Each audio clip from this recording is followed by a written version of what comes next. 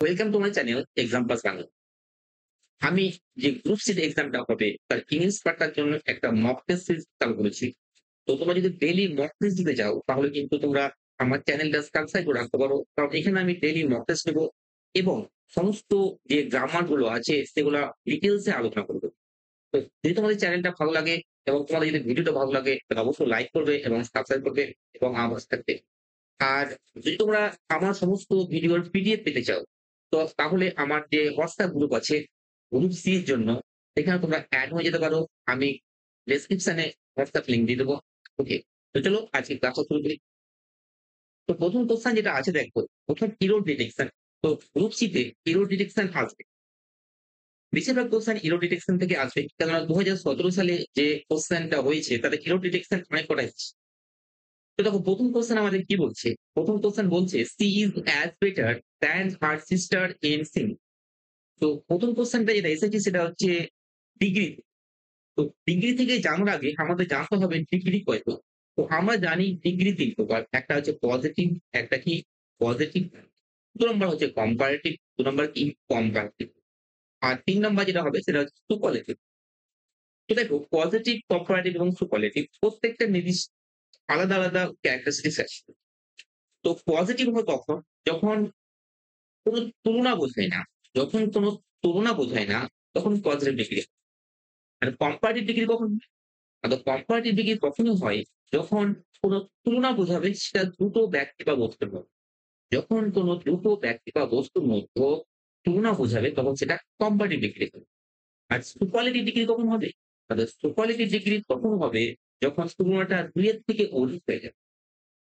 এবার আমাদের জানতে হবে যে পজিটিভ ডিগ্রির সিম্বল কি না, তো ইজ থাকবে, থাকবে ইজ। কম্পারেটিভ ডিগ্রি সিম্বল কি? তাহলে কম্পারেটিভ ডিগ্রি সিম্বল কে দেন থাকবে আর কম্পারেটিভ ফর্ম। আর সুপারলেটিভ ডিগ্রি সিম্বল কি? না ডি থাকবে আর সুপারলেটিভ ফর্ম। তো দেখো একটা ডিগ্রিতে দুরকম কোনদিন হবে না। পজিটিভ এবং কম্পারেটিভ দুটোই মিক্সচার হবে। তো কোশ্চেনটা আমাদের যেটা আছে, she is as better than. দেখো এখানে দ্যান আছে আবার অ্যাজ আছে। তাহলে পজিটিভ এবং কম্পারেটিভ দুটোই মিক্সচার হয়ে যাচ্ছে। কিন্তু এখানে দেখো আমি যদি দেখি সি ইজ, যদি আমি অ্যাজ টা উড়িয়ে দিই, সি ইজ অ্যাজ টা উড়িয়ে দিই, তাহলে she is better than her sister in singing. তাহলে এটা কম্পারেটিভ ডিগ্রিতে হয়ে যাচ্ছে। তাহলে আমার অ্যাজ বেটার এটা আমার ভুল আছে। এখানে আমার কি বলবে? শুধুমাত্র বেটারটা বলবে। কি বলবে? শুধুমাত্র বেটার। তাহলে আমার অ্যান্সার কি হয়ে গেল? অ্যাজ বেটার, এবং অ্যাজ বেটার না হয়ে বসবে কি? বেটার। তো ডিটেইলস এ আমি ডিগ্রি করাবো তোমাদের। তো ডিগ্রি তোমরা যেটা যদি ভিডিওগুলো ডিটেইলস এ করতে চাও তোমরা অবশ্যই আমার WhatsApp গ্রুপে লিংক হয়ে যাবে। আমি সেখানে ডিটেইলস এ করাবো। আর এই যে প্র্যাকটিস সিরিজ যেটা আমি চালু করলাম আজ থেকে, এটা বরাবরই চলবে। যতদিন না এক্সাম হবে। ওকে? তো চলো। কোয়েশ্চেন 2, কোয়েশ্চেন 2 দেখো ২০১৭ সালের কোয়েশ্চেনটা আমি নিয়েছি তোমাদেরকে বোঝানোর জন্য যে কি ধরনের কোয়েশ্চেন আসতে পারে। তো দেখো ১ম কোয়েশ্চেন যেটা এসেছে, যে কোয়েশ্চেন যেটা এসেছে বলেছে কারেক্ট সেন্টেন্সটা, মানে এটা টেন্স থেকে এসেছে। কি থেকে এসেছে? টেন্স থেকে। তো টেন্স রিলেটেড কোয়েশ্চেন কিন্তু আমাদের আসবে। তো ১ম কোয়েশ্চেনটা দেখো কি বলছে, open do not know the way. তো আমাদের দেখো জানতে হবে যে পারসন এবং যে নাম্বার সেই অনুযায়ী কিন্তু আমাদের সেন্টেন্স গুলো হয়। তো ভূপেন দেখো আমাদের থার্ড পারসন। তো থার্ড পারসন ভূপেন কি? সিঙ্গুলার। তো থার্ড পারসন সিঙ্গুলার যখন হবে তখন ভার্বের সঙ্গে এস বা ইএস যুক্ত হবে। কিন্তু দেখো ভূপেন সিঙ্গুলার আছে কিন্তু এখানে ডু এর সঙ্গে এস বা ইএস যুক্ত নাই। সুতরাং এই লাইনটা ভুল আছে। আবার দেখো ভূপেন ডু নট নো, এখানে দেখো এই যে এসটা নো এর সঙ্গে যুক্ত হবে না, ডু বা ডাজ এরকম হবে। সুতরাং এটাও ভুল আছে। এবার দেখো যদি ধরি আমি সেন্টেন্সটা পাস্টে আছে, তাহলে যখনই ডিড থাকবে তখন এটার সঙ্গে কোনো এস যুক্ত হবে না। মানে এটাও ভুল আছে। তাহলে আমাদের কারেক্ট অ্যান্সার কোনটা? The correct answer D. Open does not know the way. কারণ ডাজ নট আমার যুক্ত হবে যদি নেগেটিভ সেন্টেন্স হয়। আর যদি প্রেজেন্ট ইনডিফিনিট টেন্স হয় তাহলে ভার্বের সঙ্গে এস বা ইএস যেটা সেটা ডু বা ডাজ এর সঙ্গে যুক্ত হয়ে যাবে। তাহলে কারেক্ট অ্যান্সার আমাদের কি হয়ে গেল? Open does not know the way. Okay? এবার দেখো একটা যেটা এসেছে, এগুলো পরীক্ষাতে অবশ্যই আসবে। মানে কারেক্ট ফর্ম, মানে কারেক্ট ওয়ার্ড ফর্ম যেটা বলবে, curfew in the riot relief area. বলছে দাঙ্গা যে জায়গায় চলেছিল সেখানে কারফিউটা was dash for a couple of hours. হ্যাঁ, ২ ঘন্টার জন্য কি হয়েছিল? তো ১ম অপশন দেখো লিফটেড দিয়েছে, দ্বিতীয় অপশন রিলিজ, তৃতীয় অপশন রিমুভ, চতুর্থ অপশন রিল্যাক্সড। তো তোমার সবসময় মনে রাখবে কোন ব্যান বা কারফিউ এই সমস্ত কিছু হলে লিফটেড হয় না, রিলিজড হয় না। সেখানে কি হয়? রিল্যাক্সড হয়। মানে একটু শিথিল করা হয়। তো আমাদের এখানে কি হয়ে যাবে answer? Relax. RELAXED relaxed for couple of our. Lifted মানে তুলে দেওয়া। লিফটেড মানে তুলে দেওয়া। কিন্তু এখানে ২ ঘন্টার জন্য বলছে। এখানে তুলে দেওয়া হলো না, রিল্যাক্স করা হলো। রিলি রিলিজ মানে কোন কিছু ফোকাস করা বা ছেড়ে দেওয়া এটা তো হবে না। রিমুভ মানে দূর করা এটাও হবে না। তাহলে আমাদের কারেক্ট অ্যান্সার কি হয়ে যাবে? রিল্যাক্সড। ওকে? তো এখানে দেখো আমি লিখে দিয়েছি when restriction, curfew, rules, ban are temporary, when less strict and correct form is relaxed. ওকে? এবার দেখো তোমাদের যেটা আসবে, অবশ্যই যেটা আসবে সেটা হচ্ছে কালেক্টিভ নাউন। কালেক্টিভ নাউন এখানে দিয়েছি a group of sailors, একদল নাবিককে কি বলা হয়? তো একদল নাবিককে কি বলা হয়? অপশন ১ম এ দেখি টিম, টিম কাকে বলা হয়? একদল প্লেয়ার তাকে টিম বলা হয়। ক্রিউ কাকে বলা হয়? একদল নাবিককে কি বলে? আর ব্যান্ড কাকে বলা হয়? তো মিউজিশিয়ান এগুলোকে বলা হয়। আর ট্রুপ কাকে বলা হয়? এ গ্রুপ অফ সোলজার মানে সৈনিক যেটা তাকে বলা হয় ট্রুপ বলা হয়। তাহলে এ গ্রুপ অফ সেলার্স আমাদের কি হবে? অপশন বি কি হয়ে যাবে? ক্রিউ। অপশন বি ক্রিউ হয়ে যাবে। কোয়েশ্চেন 5 তাও কি বলছে?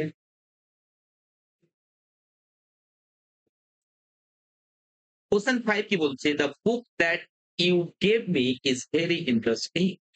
বলছে তুমি যে বইটা দিয়েছিলে সেটা ইন্টারেস্টিং। হ্যাঁ, এটা একটা ইম্পোর্টেন্ট পয়েন্ট যে আমাদের বাক্য কোন কমপ্লেক্স না কম্পাউন্ড না মিক্সড না সিম্পল এটা বার করতে কিন্তু তোমাদের সেন্টেন্সের ফাংশন। দেখো সিম্পল সেন্টেন্স আমাদের মনে রাখতে হবে। সিম্পল সেন্টেন্স মনে রাখতে হবে একটা ক্লজ থাকবে। কি থাকবে? একটা ক্লজ। ক্লজ সম্বন্ধে আমি ডিটেইলস এ ক্লাস নিব। তখন ডিটেইলস এ কমপ্লেক্স সেন্টেন্স কি হবে দেখো, কমপ্লেক্স সেন্টেন্স এ ২ টো ক্লজ থাকবে। কি থাকবে? ২ টো ক্লজ। একটা হচ্ছে সাবঅর্ডিনেট ক্লজ আর একটা প্রিন্সিপাল ক্লজ। আর কম্পাউন্ড সেন্টেন্স এও ২ টো ক্লজ থাকবে। কম্পাউন্ড সেন্টেন্স এ কি থাকবে? ২ টো ক্লজ থাকবে। সেটা হচ্ছে একটা দুটোই থাকবে প্রিন্সিপাল ক্লজ মানে ইন্ডিপেন্ডেন্ট। দুটোই কি হবে? ইন্ডিপেন্ডেন্ট। দুটোই ইন্ডিপেন্ডেন্ট ক্লজ। ইন্ডিপেন্ডেন্ট মানে দুটোই স্বাধীন। INDEPENDENT independent, independent. যাই হোক, হ্যাঁ, দুটোই কিন্তু স্বাধীন ক্লজ থাকবে। এবার তোমরা মনে রাখবে কমপ্লেক্স সেন্টেন্স আ যদি আমরা শর্টকাটে জানতে চাই, যে আমরা ফট করে আমি একবারে জেনে নিই, আমি নিয়মটা পরে শিখছি। এরকম যদি মনে হয় তাহলে দেখো who, which, তারপর that, তারপরে where, because, if এই সমস্ত যেগুলো যুক্ত থাকবে যে বাক্যে সে বাক্যগুলো কিন্তু কমপ্লেক্স সেন্টেন্স। আর দেখো যে সমস্ত বাক্যের সঙ্গে or কিংবা and কিংবা আ or কিংবা and যুক্ত থাকবে সেগুলো হয়ে যাবে কি সরি বার যুক্ত থাকবে সেগুলো হয়ে যাবে কম্পাউন্ড সেন্টেন্স। ওকে? তো দেখো এখানে চোখ বুজে আমার দেখো that আছে that এখানে একটা হ্যাঁ, that আমি লিখে দিয়েছি। তো that আছে মানে এটা আমার কমপ্লেক্স। এবার যদি এবার আমি তোমাদেরকে ডিটেইলস এ বলি, এটা কমপ্লেক্স সেন্টেন্স এর কোন ভাগ না এটা হচ্ছে রিলেটিভ ক্লজ। হ্যাঁ? যেমন দ্যাট ইউ গেভ মি এটা হচ্ছে subordinate clause and the book is very interesting এটা হচ্ছে প্রিন্সিপাল ক্লজ। আর সাবঅর্ডিনেট ক্লজ এর কোন ভাগ না এটা হচ্ছে relative clause. RELATIV relative clause. Okay? তো চলো নেক্সট কোয়েশ্চন। তারপর দেখো কি বলছে neither student nor teacher were late. সবসময় একটা জিনিস মনে রাখবে যে নাইদার NEITHER নাইদার তারপরে তারপরে আইদার এই সমস্ত আছে যেগুলো এদের পরে সিঙ্গুলার হবে সিঙ্গুলার হবে যদি তাদের নিয়ারেস্ট নাউনটা সিঙ্গুলার। তো দেখো এইখানে যেমন যে নর আছে না, এই যে নরের পরে আমি দেখবো কে আছে। নরের পরে টিচার কে আছে সিঙ্গুলার না প্লুরাল দেখবো। তো নরের পরে যদি সিঙ্গুলার হয় তাহলে এটাও আমাদের সিঙ্গুলার হবে। এখানে যদি টিচার্স থাকতো তাহলে এটা প্লুরাল হতো। এটাকে দেখবো না, নাইদার এর পরটাকে দেখবো না। নরের পরে যে আছে বা অরের পরে যে আছে এগুলো যেটা হবে সেটাই হবে সেই অনুযায়ী কিন্তু পার্থক্য। তো টিচার এখানে একজন তাই আমি এখানে কি বোঝাবো ওয়াজ তাহলে কারেক্ট আনসার কি হয়ে যাবে?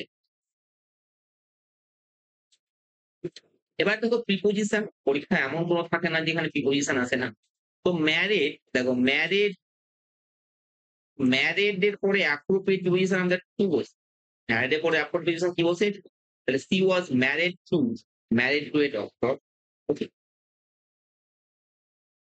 তারপরে কোশ্চেন ৮ বলছে সি ওয়াজ অ্যাবসেন্ট। দেখো absent A P A C N T absent এর পরে কিছু অ্যাপ্রোপ্রিয়েট প্রিপোজিশন বসে যেমন ফ্রম বসবে। কিন্তু কোনো ক্ষেত্রে অ্যাপ্রোপ্রিয়েট কিন্তু কাজে লাগে। দেখো এখানে বলছে সে অ্যাবসেন্ট ছিল মানে হ্যাজ বিন মানে প্রেজেন্ট পারফেক্ট টেন্সে আছে। আর প্রেজেন্ট পারফেক্ট টেন্স যদি হয় এবং যদি পিরিয়ড অফ টাইম বোঝায় কি বোঝায়? সরি, পিরিয়ড অফ টাইম বোঝায় PERIOD পিরিয়ড অফ টাইম বোঝায় তাহলে গড বোঝাবে। আর যদি পয়েন্ট অফ টাইম বোঝায় কি বোঝায়? পয়েন্ট অফ টাইম তাহলে কি বুঝবে? সিন্স বোঝাবে। SINC। এবার তোমরা বলতে চাও পিরিয়ড অফ টাইম জিনিসটা কি? পিরিয়ড অফ টাইম বলতে ধরো ৫ ঘন্টা ১০ ঘন্টা মানে বলে দেবে না কখন থেকে কখন বলে দেবে না। তখন সেটা হচ্ছে পিরিয়ড অফ টাইম। আর যখন নির্দিষ্ট বলে দিবে হয়তো বলল ৭ দিন বলে দিল। এটা হচ্ছে পিরিয়ড অফ টাইম। কিন্তু যদি বলা হয় সোমবার থেকে বুধবার বা সোমবার থেকে তখন কিন্তু সেটা পয়েন্ট অফ টাইম। তখন কিন্তু আমাদের কি বোঝাবো? সিন্স বোঝাবো। তোমার এখানে কি বোঝাবে? সিন্স বুঝবে। ওকে? আমাদের এখানে কি বুঝবে? সিন্স। কারণ মনডেটা পয়েন্ট অফ টাইম এবং সেটা প্রেজেন্ট পারফেক্ট টেন্স এ আছে হ্যাজ বিন। প্রেজেন্ট পারফেক্ট বা প্রেজেন্ট পারফেক্ট কন্টিনিউয়াস বোথ দুটোর ক্ষেত্রে। কোশ্চেন ৯ কি বলে দেখো, "Would you mind closing the door?" এখানে বলছে তুমি কি দরজাটা বন্ধ করে দেবে?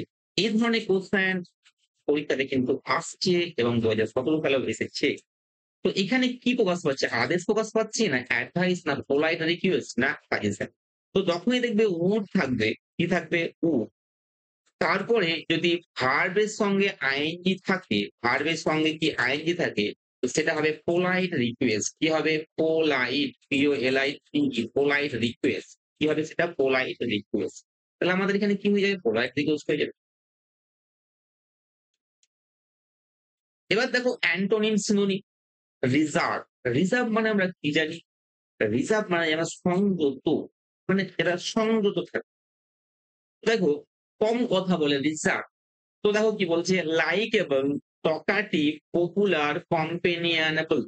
তো রিজার্ভ মানে যদি সংযত থাকে তাহলে তার বিপরীত কি হবে? যে বেশি কথা বলে। কম কথা বলে তার বেশি কথা বলে মানে মিতব্যয়ী তার বেশি কথা বলে তাহলে এখানে টকাটিভ হয়ে যাবে। আমার এখানে কি অ্যান্সার হয়ে যাবে? টকাটিভ। ওকে? লাইকেবল মানে হচ্ছে মতো, পপুলার মানে জনপ্রিয়, কম্পেনিয়নেবল মানে যেটার সঙ্গে সামঞ্জস্য হওয়া যায়। কোশ্চেন 11 দেখো আনক্যানি। আনক্যানি মানে কি আমরা জানি? রহস্যময় মানে স্ট্রেঞ্জ, আনক্যানি মানে আমরা কি জানি? রহস্যময়। এটা সিনোনিম করতে হবে। রহস্যময় মানে স্ট্রেঞ্জ। তো আনক্যানি মানে যদি রহস্যময় হয় তাহলে এটা যদি সিনোনিম করি তো আমার স্ট্রেঞ্জ তো এখানে দেওয়াই আছে তোমার এখানে স্ট্রেঞ্জ হয়ে যাবে। আনমিস্টেকেন হবে না, ইন্টারনাল হবে না, ফেয়ারফুল হবে না। তোমার অ্যান্সার কি হয়ে যাবে? Strange. Question 12, he came across an old friend in the market. তো দেখো এটা গ্রুপ ভার্ব থেকে ওয়ার্ড সিলেক্ট করতে হবে। তো came across মানে আমাদের মনে রাখতে হবে সাক্ষাৎ করা। মানে মেট মানে সাক্ষাৎ করা। came across মানে কি? মেট মানে সাক্ষাৎ করা। তো দেখো he came across an old friend in the market. বাজারে সে তার পুরনো বন্ধুর সঙ্গে তার সাক্ষাৎ হয়েছিল। তো অ্যাটাক তো হবে না, মেড বাই চান্স আমাদের কারেক্ট আনসার হয়ে যাবে। ইগনোর হবে না, সার্চ হবে না। তো আমাদের কারেক্ট আনসার কি হয়ে যাবে? Made by chance. আবার দেখো ইনভাইটেবল এটা সিনোনিম। ইনভাইটেবল, ইনভাইটেবল মানে হচ্ছে অনিবার্য মানে যেটা এড়ানো যায় না, এড়ানো হবে।